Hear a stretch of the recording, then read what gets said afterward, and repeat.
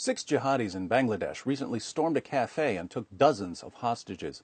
They then began quizzing the hostages on their knowledge of Islam. Those who could recite at least a verse or two of the Quran were given their evening Ramadan meals.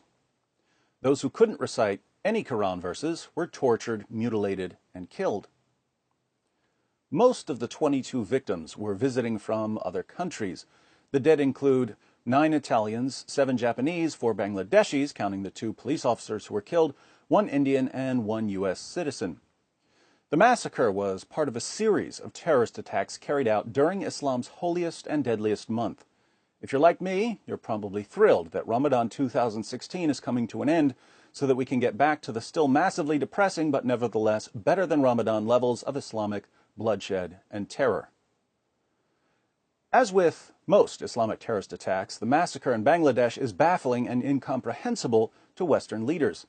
In their desperate attempts to explain jihad without going to the Muslim sources, Western politicians and reporters have repeatedly insisted that terrorism is caused by poverty and lack of education. Surprise, surprise, the 6 jihadis who stormed the cafe were wealthy and well-educated.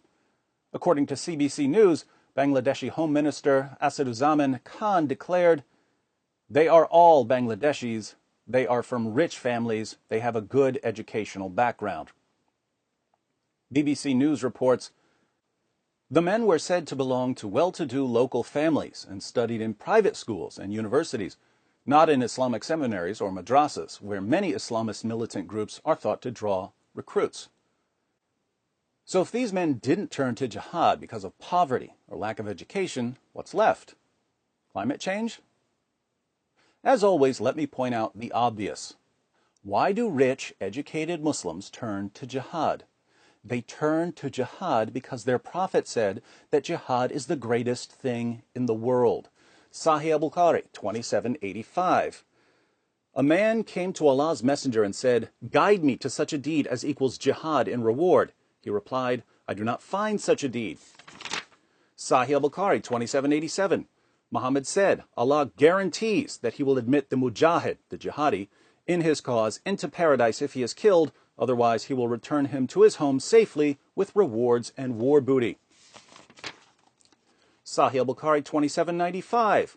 The Prophet said, "Nobody who dies and finds good from Allah in the hereafter would wish to come back to this world, even if he were given the whole world and whatever is in it, except the martyr, who, on seeing the superiority of martyrdom, would like to come back to the world and get killed again in Allah's cause."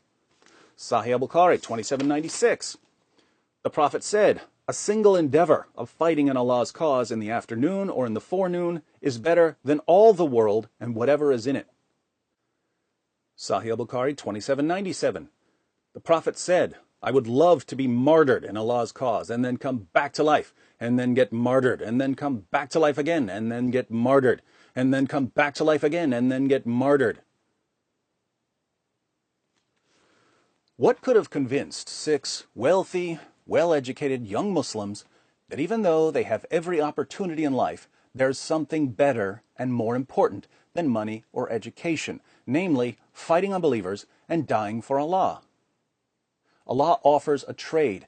You die while killing others for Him, and He'll give you paradise. The Quran couldn't be clearer on this. Surah 9, verse 111. "Verily, Allah has purchased of the believers their lives and their properties for the price that theirs shall be the paradise. They fight in Allah's cause, so they kill others and are killed." Believers kill others and are killed. Does Allah's description of a true believer sound more like your nice Muslim friends or like the jihadis who just killed and got killed in Bangladesh? A 4-year-old could understand this.